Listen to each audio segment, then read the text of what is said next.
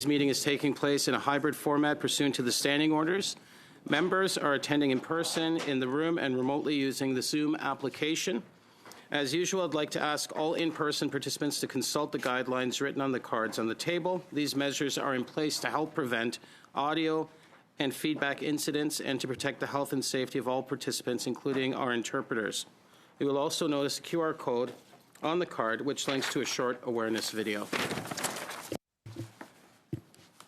Pursuant to Standing Order 1082 and the motion adopted by the committee on Tuesday, February 10, 2026, the committee is resuming its study of science in Canadian agriculture and the closure of research centres.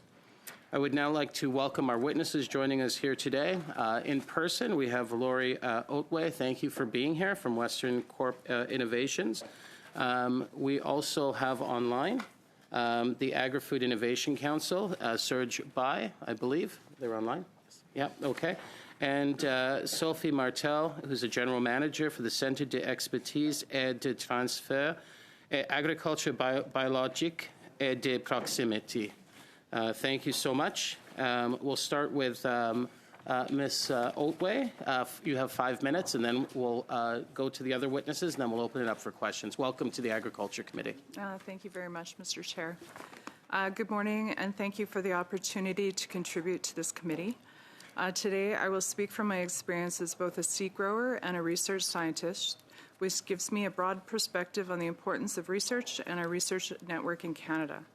As a seed grower, agricultural research supports and shapes our businesses through the development of better crop varieties, resilient production systems, and long-term farm profitability. Research also provides evidence-based responses to emerging threats, including new diseases, pests, and climate extremes, ensuring we have proven tools and strategies when needed. As a research scientist with Western Crop Innovations in Lacombe, Alberta, I work on developing new cereal crop varieties adapted to Western Canadian conditions. Our team collaborates with Agriculture and Agri-Food Canada, producer groups, and private industry partners to enhance yield stability, forage quality, grain quality, and disease resistance in crops that support both the livestock and grain sectors. This research ensures Canadian farmers have access to varieties that meet evolving market demands, climate challenges, and sustainability goals, while maintaining the high quality that defines Canadian agriculture. I proudly serve as a board member of the Canadian Seed Growers Association and as a member of the Canadian Food Inspection Agency's Advisory Committee on Plant Breeders' Rights, further connecting my work as a scientist and a producer. Our community, producer networks, and research collaborators are all deeply concerned by the announcement of the closure of Agriculture and Agri-Food Canada research stations across Canada. For our community, this is not an abstract policy change. It is a deeply personal and profoundly consequential. The Lacombe Research and Development Centre has been a cornerstone of agriculture innovation and community identity for 119 years. It is approximately the 4th largest employer in the city of Lacombe and is considered the highest impact employer because of the professional nature of the jobs it provides. Roles that have anchored families, supported local services, and contributed to community stability for generations. The announced closure represents the loss of over 100 jobs and will create an economic shock that Lacombe is not equipped to deal with.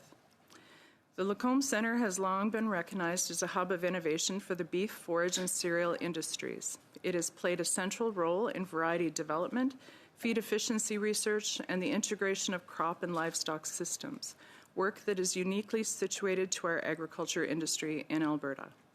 With long-standing relationships with post-secondary institutions and research partners, including Lakeland College, Olds College, and the University of Alberta, it is a central element of a broader research network. Moreover, the Lacombe Centre provides critical infrastructure used by external partners, including Western Crop Innovations and Lakeland College, and my own research has supported many of the projects there. The Centre is not a legacy facility, but an active and relevant research institution with multiple long-term projects in progress. Agriculture and Agri-Food Canada stations in Lacombe, Scott, and Indian Head produce important agronomic and pathology information for crop variety registration trials in Western Canada. Because of their unique environments, these locations will be extremely difficult, if not impossible, to replace. It will also lead to the dissolution of research teams that have taken decades to build. For the seed sector, this disrupts the continuity between plant breeding, pre-commercial testing, variety registration trials, seed multiplication, and ultimate grower adoption. More broadly, the closure of research facilities weakens our national research network. Historically, Canada's strength in agriculture development has come from regionally distributed centres that understand local environments. These sites do not operate in isolation, they function as an integrated network. When centres are removed, we lose not just the scientists, but also the research, connectivity, and trust that sustain innovation across agriculture value chains. Breeding a new crop variety can take 8 to 12 years, and long-term planning and investment are required.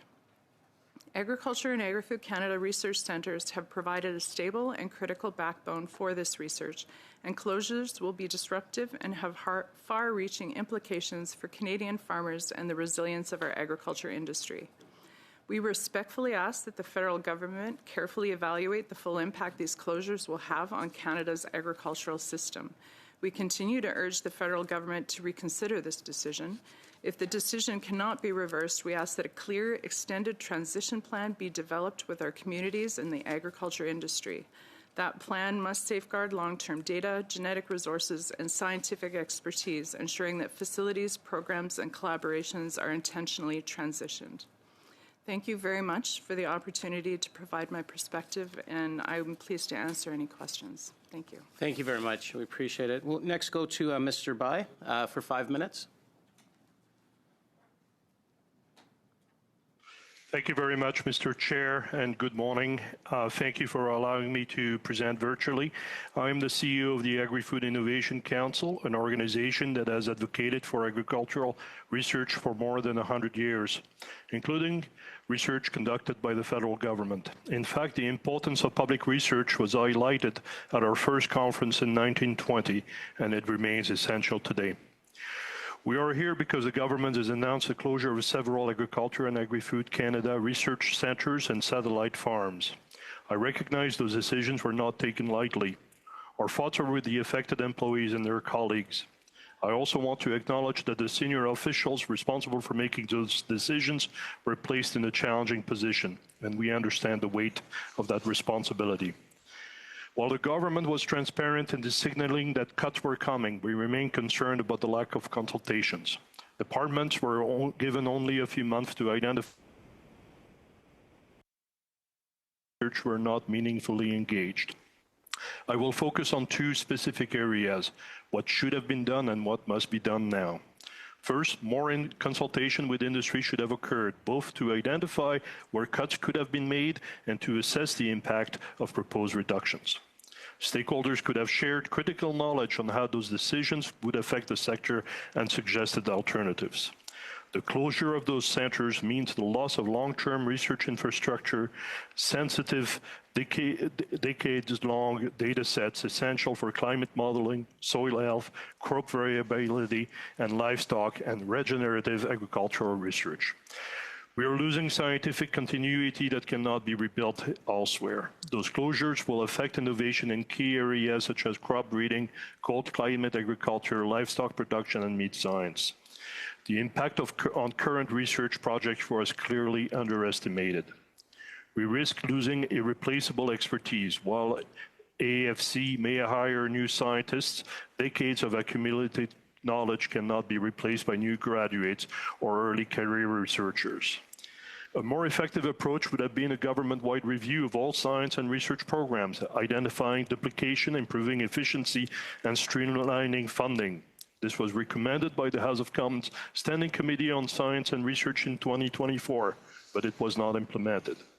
Because of this, we still have roughly 30 departments and agencies funding agriculture and food innovation, each funding program with its own overhead. While consolidating everything into one department is unrealistic, combining or aligning some programs is both possible and overdue. In 2016, the Advisory Council on Economic Growth identified agriculture and food as a pillar of Canada's economic future and recommended an interdepartmental task force chaired by the Minister of Agriculture. That recommendation was not pursued by the government. Our organization also proposed a national strategy for agriculture and food research and innovation. Although former ministers expressed support, the department responded that it already had a strategy, later acknowledging that it only applied to AFC's internal responsibilities, not the broader federal landscape. Looking ahead, the federal government must operate differently, reduce silos, improve interdepartmental collaboration, and eliminate duplication while increasing efficiency. Canada needs a national strategy that provides clear direction, measurable outcomes, and coordinated implementation. Most peer countries already have one. It is time for Canada to do the same.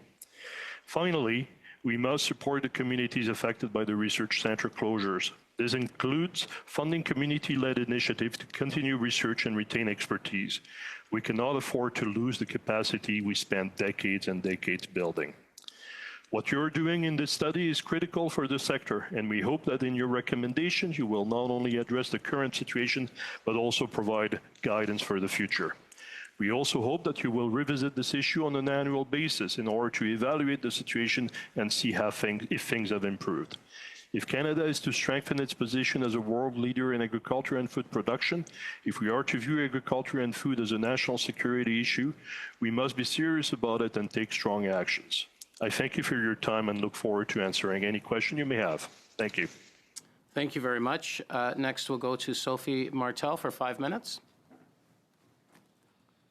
Bonjour.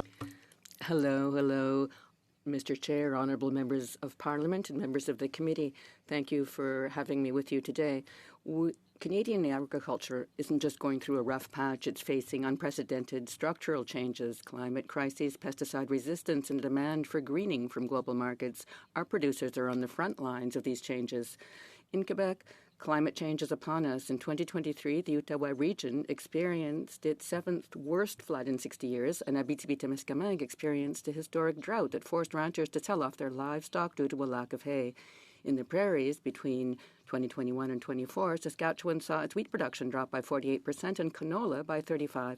Meanwhile, in Alberta, cycles of hail and drought cost hundreds of millions in emergency compensation. In the Maritimes, pesticides no longer do the job. The Colorado potato beetle has developed resistance to over 50 chemical ingredients. In Ontario, even high-tech greenhouses are threatened by new pests such as the marbled stink bug, putting billions in investments at risk. Pillars of our food security and trade balance are crumbling. In this context, science isn't a luxury, it's an insurance policy. As Mark Carney has said, a country that cannot feed itself, supply itself with energy, or defend itself has very few options. In this context, the announced closure of the 3 Agriculture and Agri-Food Canada research centres sends a contradictory message. Physical structures must evolve and change, and this decision is irrevocable. However, the mission of public fundamental research must be protected. The example of Sainte Foy striking researchers such as Ms. Tiverge, Mr. Chantigny, or Mr. Stefani are working on issues that the private sector alone will never fund, such as these projects. For economic sovereignty, the integration of perennial plants into agriculture to reduce nitrogen leaching by 50% and reduce our dependence on fertilizers that cost us $2.6 billion to import in 2024. For climate resilience, work on mycorrhizae that create a natural shield effect to allow crops to better absorb water and face droughts. For northern adaptation, Sainte Foy is a centre of excellence for the survival of forage plants in the face of freeze-thaw cycles. In Quebec, more than 50% of cultivated areas are forage, which is the basis of our animal and dairy production. Without this public science, how will Quebec be able to achieve the goal of its Sustainable Agriculture Plan, funded in part by the Canadian Partnership for Sustainable Agriculture, which aims to cover 75% of annual crop area in winter? Why is public research irreplaceable? Because sustainable agriculture requires systemic research on soil health, alternative pest management, and adapted variety trials. The private sector neglects these areas because they often aim to reduce the use of commercial inputs or produce non-patentable results. So without strong public science, we create an imbalance between short-term commercial interests and long-term interests of the community. And there's another threat. The College and Community Innovation Program, which funds applied research in centres such as mine, is set to end on the 31st of March 2026, unless the government reverses this decision. We cannot accept the government's withdrawal of support. Therefore, we recommend that the government, 1, implement a national agricultural science strategy with the goal of ensuring stable public funding that includes operational funding, Stable, inclusive operational funding, predictable, and focused on an ecological transition. Second, recognize that agricultural research is a strategic infrastructure. It's essential to our food sovereignty. And three, if the closures are found to be irrevocable, to reinvest every dollar saved by them in fundamental research not constrained by intellectual property rights, as well as in applied research and knowledge transfer. Let's not weaken our science at a time when the ground is slipping away from under our farmers' feet. Thank you. Thank you very much, and thank you to all of our witnesses. Each one of you were well under 5 minutes. Thank you so much for being so precise with your time. We'll go to the Conservatives now for 6 minutes. We'll start with Mr. Epp. Thank you, Mr. Chair, and thank you to the witnesses for appearing today. Let me state right out the outset that the size of government does need to shrink. That's not what this is about today. And again, for the record, for the report, a few stats to roll in. 2012 to 2025, the public service increased by 30%. That same time period, AFC declined by 14%. In a more narrower time frame, 2015 to 2024, the federal and service increased 40%, while AAFC employees grew by 11%, while the economy grew 3%. Ag and agri-food is our largest manufacturing sector, bigger than auto, bigger than mining. So the focus of my questioning is about process and about priority setting. So I'll begin with you, Monsieur Buy. You talked about this, that there was a lack of consultation. Can you elaborate? From your bio, you have been through different restructuring processes. Is it in your experience and from your opinion that one disregards the recent history on the changes within an organization and then does across-the-board cutting as being the most effective for the best interests of a country?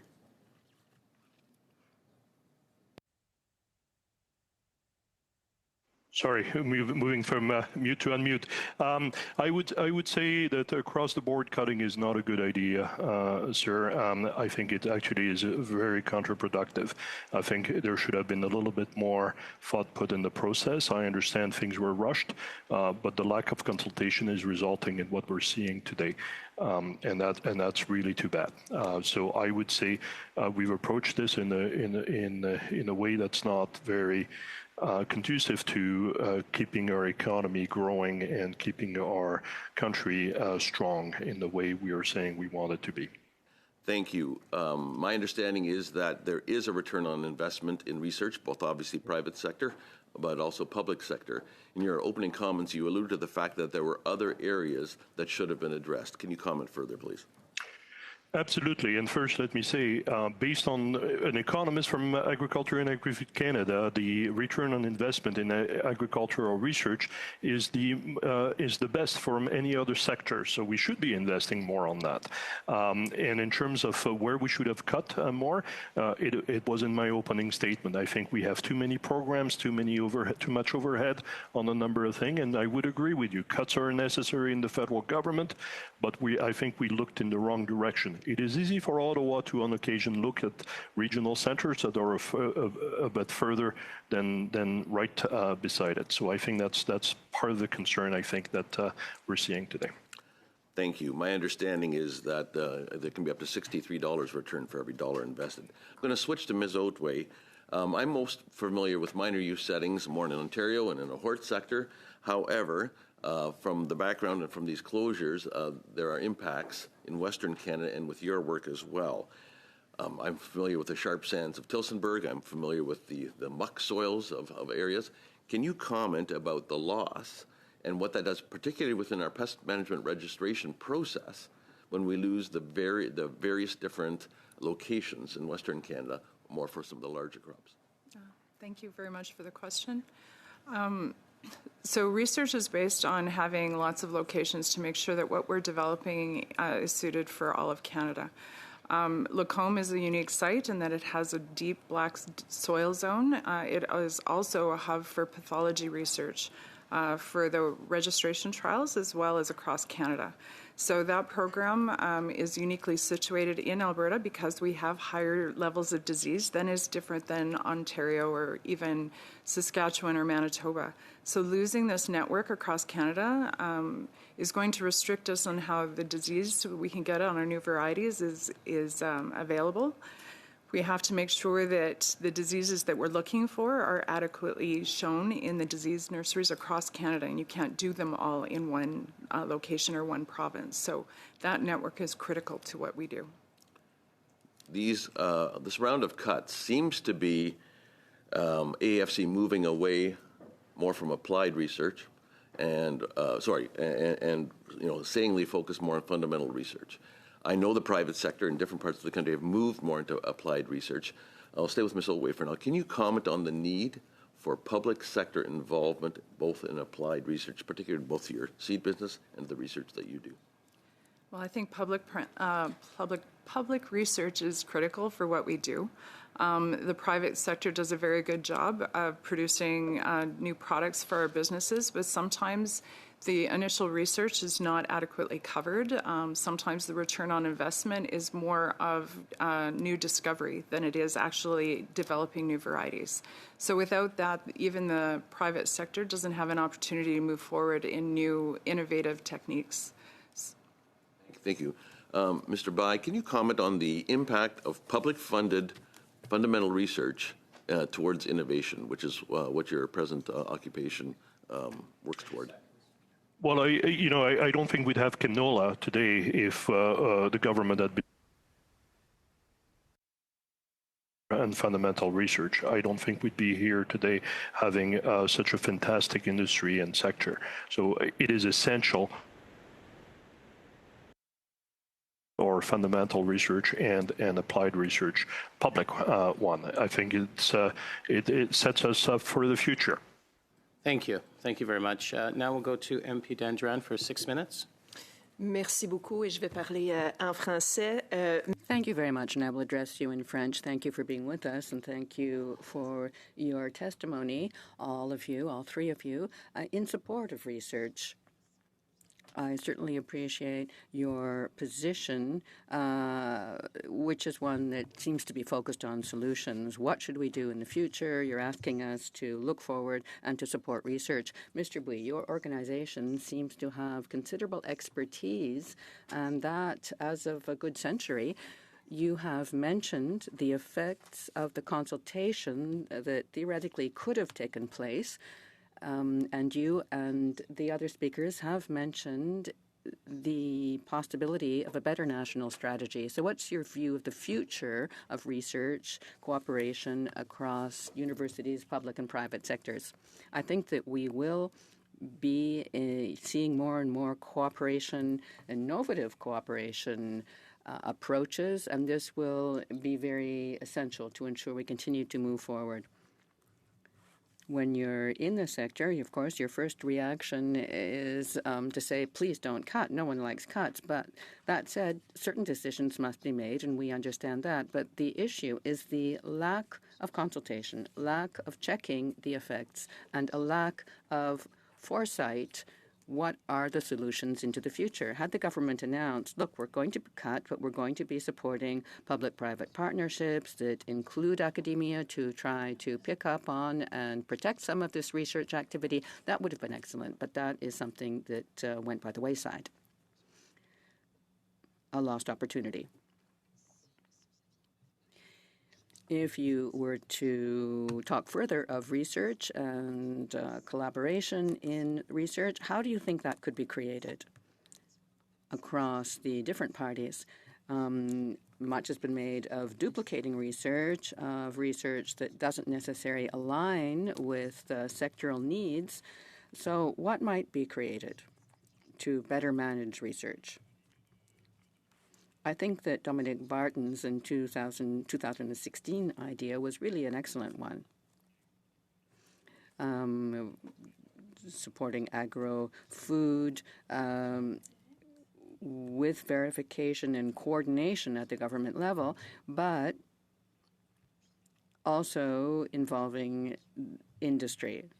So a general coordinated approach would really be essential. It's doable.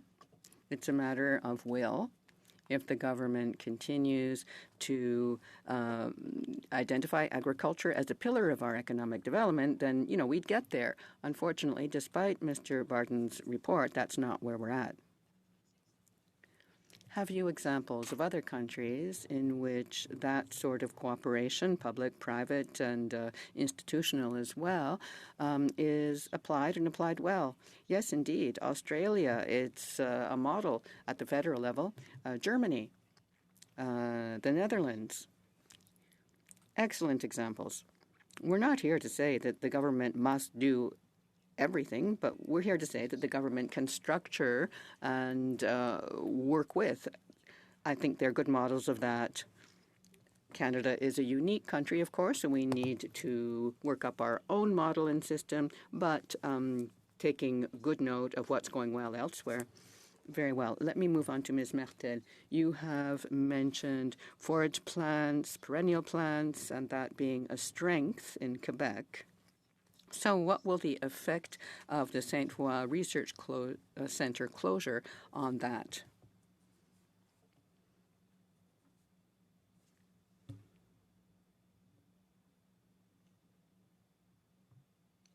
I'm so sorry. I hadn't turned off the mute button. All right.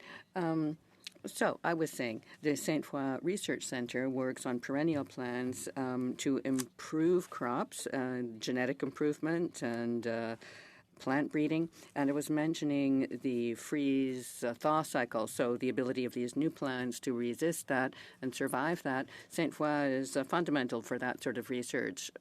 So you might think of hay, but also for cover crops rather, and so that basically anyone who's a rancher, who's working with animals, it depends on these crops. Could you tell us a bit more about the importance of the geographic spread from the south to the north, given climate change? Why would it be important to have research centers in the north of the country, for example?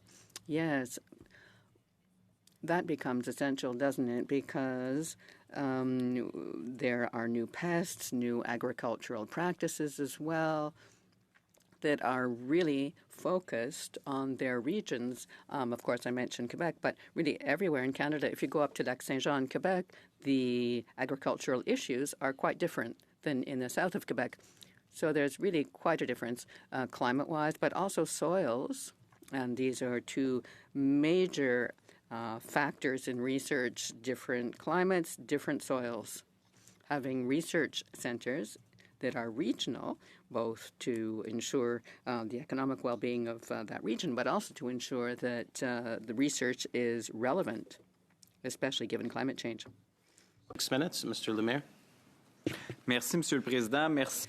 Thank you, Mr. Chair, and thank you to all our witnesses, Ms. Oatway, Mr. Buy, and Ms. Martel. I think that what you have shared with us is very relevant and certainly is in line with what we defend, what we support, being that, we move back on this. We fund again. I was just discussing this matter with grain producers who have mentioned statistics such as those mentioned by the Conservatives, such as each agriculture invested in agriculture results in $32 in the economy eventually. So it's really an investment in our economy, and we shouldn't deprive ourselves of it. Ms. Martel, you might be aware of this, you may not. I was in charge of a Abitibi-Témiscamingue collective group that worked in agriculture, so I worked closely, of course, with your group at the time. And research in agriculture is absolutely essential, as you have pointed out. So your center of expertise in organic agriculture and local agriculture is facing cuts, and innovation in the colleges and cégeps is also going to suffer. So renewal of this funding is not foreseen, and could you tell us in greater detail what effect that will have on your center? Indeed. The college and community agriculture program is very important. So we have about 300 agricultural producers in that program with whom we are working very closely. So this will have an effect on my ability to keep people in my team, and it will also have an effect on the quality of people whom I can hire. And this will have an effect on the research being carried out that provides results directly to the farms. This really affects our ability to take action. Let me pick up on what my colleague, Ms. Durand, was saying about climate change in the north. A number of years ago, when I was working on this agriculture community group in Abitibi-Témiscamingue, we had a study showing that the climate up there would soon resemble, in 2050, sort of the climate of the Northeast United States. So knowing that and knowing the soil is really important in the northern areas in where we are, Abitibi-Témiscamingue. We saw the closure of the experimental farm of Kapuskasing. This had a considerable effect on my region, losing this center of expertise on clay soils, and that was the Harper government that cut that. So tell us what effect on research a transfer has, because the government says, no problem, we'll just transfer, that project to another place. We're just closing buildings. That seems naive to me. What's lost, even in a transfer?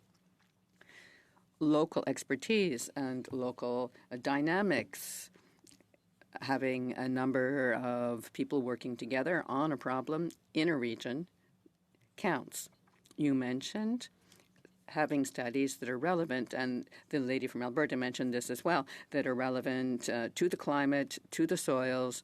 You have wonderful clays up in the north, Abitibi-Témiscamingue, that I don't have where I am, that we have more sand.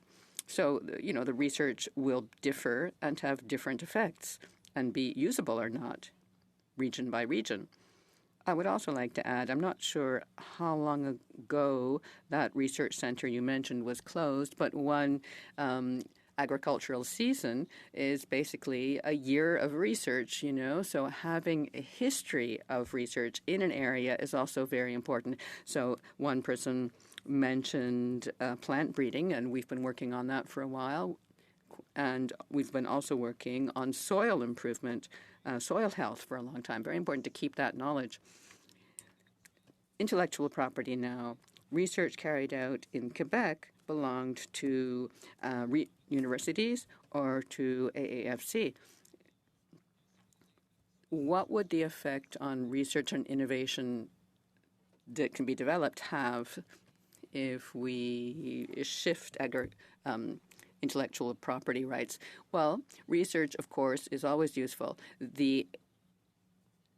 There is some research that the private sector is not interested in, but nevertheless has an effect. I was mentioning soil health, biodiversity, rotating cultures, for example, no-till methods. This is not something that the private sector will be interested in because you can't necessarily make money on intellectual property rights or on a product. So, it's important that this sort of research that's important to society it not be abandoned.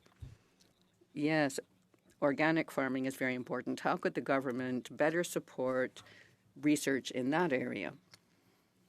Well, I think this must be the same thing in any research center, having funding. It goes without saying, but stable, recurrent funding. In organic agriculture, but not only in that area, but because, it's also systemic. It all fits together like a big puzzle. You need an overall view and you need a long-term view. Thank you very much. So it's the foreseeability of funding that's under. Conservatives for 5 minutes. Mr. Gord. Merci, Monsieur le Président. Ma question va être pour Madame Martel. Thank you very much, Mr. Chair. My question is for Ms. Martel. You underscored the closure of the Sainte-Foy Centre and the government decisions in that regard. So this is really fundamental expertise in forage plants, hay, as you mentioned. I myself was an agricultural producer, and we grew hay. And when I was young, we cut hay once, and now in La Beauce, there are 4 hay cuts a year, a growing season. So a number of climate changes have contributed to that, but the actual plants are better. The actual plants now, type of hay, allows us to put in more hay per hectare and produce a better yield. In your opinion, I mean, there were activities in 2010, 2012, and plants thanks to the research centers. But what will we have in the future if the research stops? And what will people have in 2030, 2035 if we're no longer carrying out this plant breeding research? A very interesting question that really underscores how important research can be. Yes, plant breeding, improving seed stock is really important, and it takes a long time. You don't see a result tomorrow or next year, but in 10 or 20 years. Considerable effects on yield, on productivity. I mean, it's just obvious. And these aren't necessarily the type of crops that, I was mentioning climate and soils. It won't necessarily have an effect on all soils, of course. And if people are carrying out research elsewhere, it might not be good for the soils we have in Quebec. So I'm very sorry about this decision because the long-term expertise should not be lost. It will have a terrible effect, and there's a good deal of pressure that would be created by the loss of expertise on these plant breeding, for example, that I've been mentioning, especially plants that are relevant to us in Quebec. Right now in Quebec, hay costs a great deal, about $100 and some a ton more than other grains. $10 for a small bale of hay right now, just a small bale. And many Quebecers have had to sell their horses because they can't afford their hay. And, people get very attached to their horses. It's really very sad. What can we do about this? We could, of course, ask the government to change its decision, but do you see any other way forward? This week I was discussing all this with farmers who want to include hay in their rotations, in their crop rotations. You've mentioned the markets. There might be a way to create better subsectors that really focus on hay, many of ways to make better use of hay, to get hay grown. It's excellent as a rotation crop. We need to structure basically that sector, that subsector, in a new way. We need to support it. Point of order, Mr. Chair.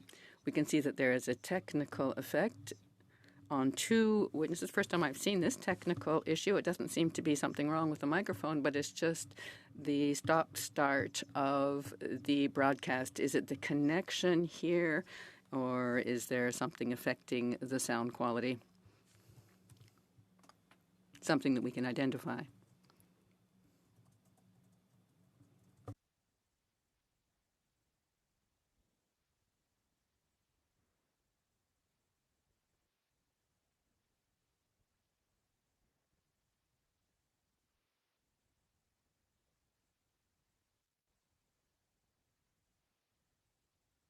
Just for votre information, Madame. Just for your information, Ms. Martel, when you were speaking, you were cutting out occasionally. So you would be talking, we could see you were saying something, and it seems to have cut out nevertheless. It doesn't seem to be a microphone issue, and it happened with Mr. Buy as well. I'm not sure if this is a problem at our end. It doesn't seem to be an issue from our side. If you do have an electronic device near your computer, maybe move it away like a secondary phone. That can cause interference. We'll continue going. If it does happen again, we'll pause if it does happen again. So I'll back up the time a bit, but please proceed. I think the, yep. Juste reprendre la réponse, Monsieur le Président. Je pense. Perhaps I could go back to the answer then, Mr. Chair, and we could hear the answer again. We'll just add.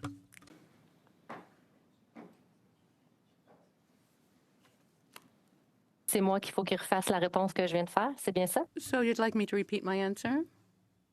Is that correct? OK. Very well. So we were talking about how to structure, how to support perennial plant research and use. Hay, Mr. Gould's question about hay. So I was discussing this matter with producers this week. Happened again, so we'll just we'll take a quick break while we try to figure this out. We did reboot the system, so we're going to try again. We'll go back to the Conservatives. They have 1 minute remaining. Mr. Gourde. Merci, Monsieur le Président. Je vais revenir avec Madame. Thank you, Mr. Chair. I'm going to go back to Ms. Martel. Given that I have only a few seconds, the planning season, when could it be affected negatively if there is no funding from the government? You mean 2026? Yes, of course. The 2026 season would be affected given that we've got research underway for crops and seeds. If I didn't have a clear signal that I had ongoing funding, that would affect our current research, yes. Witnesses for being here and taking the time to come and discuss further some of these cuts. To Ms. Oatway, I'd like to give you an opportunity to expand about some of the eminent effects that you'll see in Alberta or in, I don't know how to explain this. Yeah, if you could explain some of the eminent effects of these cuts that you will see. Okay. Well, I can tell you a little bit about how our research group is being impacted and how our area is. So the Lacombe Research Station, the federal station, works very closely with our plant breeding company, Western Crop Innovations. We actually share some facilities between the two groups. So our pathology lab is based over at the Ag Canada station. So we are concerned about the immediate closure of that station. You need special facilities in order to get inoculum to do disease nurseries, and that is one of our concerns. We've been told that it will be staying open into the fall, but there's no definitive answer of when that will be. And even if it is stayed open into August, we're still concerned about how does that data get out. We have several projects, joint projects between the two facilities. At this point, we are concerned with the relocation of scientists and how those programs are going to be moved, and whether or not those research trials will be put into the ground in the spring. We only have about 6 weeks to make those decisions, and right now we are putting together those trials. So we need to know what facilities are going to be available to plant, what experts are going to be there, and of course the technical staff. Even if the technical staff are not given their severance right away, we still need that expertise on the ground in order to plant those trials, get that data, and continue on with those projects. So we're really concerned on how do we shift away from what we've always known. We need to make some backup plans, and not everything can just be transferred locally. Disease resistance is something that we do across the entire country. Our work at Western Crop Innovations involves planting breeding trials throughout Canada, especially Western Canada. So we typically plant trials at the University or the Ag Canada in Lethbridge, Ag Canada in Lacombe. We plant trials at Scott and Indian Head and Brandon. And they also plant trials at our station. That's a way of getting across Canada, seeing what the effects of our plant breeding is. Are they performing in all areas, and making sure that we have a great product coming back to our producers. So with missing those locations or even specific scientific staff at those stations will impact the information that we get back to our breeding program. We are not in isolation. We do have a large scope throughout Canada, and we're just concerned about all of those implications. As a producer, there are some definite concerns with closing facilities like Indian Head. Indian Head is responsible for putting out breeder seed. And breeder seed is that first seed that's given out from a breeding program, and it goes to producers to multiply and then go into farmers' field. There's been estimates that 20% of all the breeder seed from wheat varieties comes out of the Indian Head facility. And so they have to make decisions on whether or not we can continue forward. If they have to move that entire program, we're looking at purity issues, staffing issues, technical issues, seed cleaning issues. We have to make sure that those are transferable as well. We could be looking at delaying having a new variety out by 2 to 3 years by just impacting that one station. So very concerned about how this is impacting everything we do, and I have concerns as a scientist as well as a producer for sure. Thank you very much. I'm still stuck on Mr. Gould's comment that he gets 4 cuts of hay a season, because in my riding, we all struggled to get one due to some very significant drought, and currently we're purchasing hay, which is, so I'm jealous of your cuts of hay. To Madame Martel, you spoke a little bit more about forage, and the private sector and the lack of investment. Do you believe there is a way to incentivize the private sector to invest further in sustainable agricultural research? 20-second answer. Excusez-moi, pouvez-vous répéter la... I'm sorry, do you mind repeating the question? There was a bit of a lag in translation and I had trouble following it.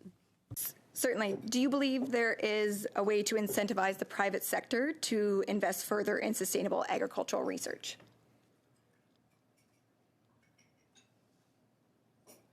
Ah, absolument. Il y a plein de secteurs. Yes, indeed. There are a number of areas in which private sectors can invest in sustainable long-term agriculture. A number of technologies can be used. Drones, for example, can be used. A number of elements of sustainable agriculture can involve the private sector. There are other areas where, the private sector just won't find it interesting to get involved. Now to the block for 2.5 minutes. Merci, Monsieur le Président. Madame Martel. Thank you, Mr. Chair. Ms. Martel, among the new programs, we do feel that the government is showing a will to focus its investments. So what are the impacts of that approach on applied research in your area? Well, the more focused and the more short-term, when it comes to being focused, I was telling you about agricultural production being a system. And when you focus too tightly, you lose sight of the entirety of the system in its whole and its structure. Yes, you develop quick knowledge that can be quickly applied. That's what focused short-term approaches do, and certainly part of the work can be of that nature. However, the overall system and considerable innovation, short-term research doesn't capture the effect of major changes. It's just, quick innovation.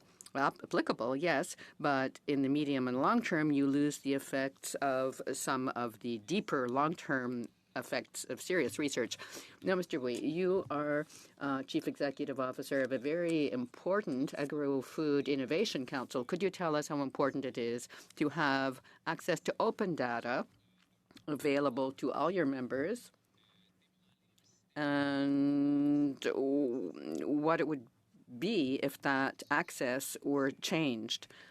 It's important, essential even, to have access to data. Research depends on data and data availability. That's why these research centers have been able to survive so long working on data. We have worked over a long period of time to gather data and work on it, carrying out research across the country thanks to this. And without such data, it will create difficulties looking forward. Tell us what effect it would have on your members. Well, our members are scientists, science groups, companies, research centers, and producer groups, which depend on the research. That's why they join our Agri-Food Innovation Council, because they know that research and innovation are of the highest importance to ensure the future of our sector and indeed of our country. I mean, we can't really speak of the future of the country and of its agriculture without research. Thank you so much. You're not the first one. Yes, thank you so much. I'd like to thank all of our witnesses for joining us here today, and we're going to suspend and go into our next panel, but thank you so much for being here. We appreciate your time. Thank you.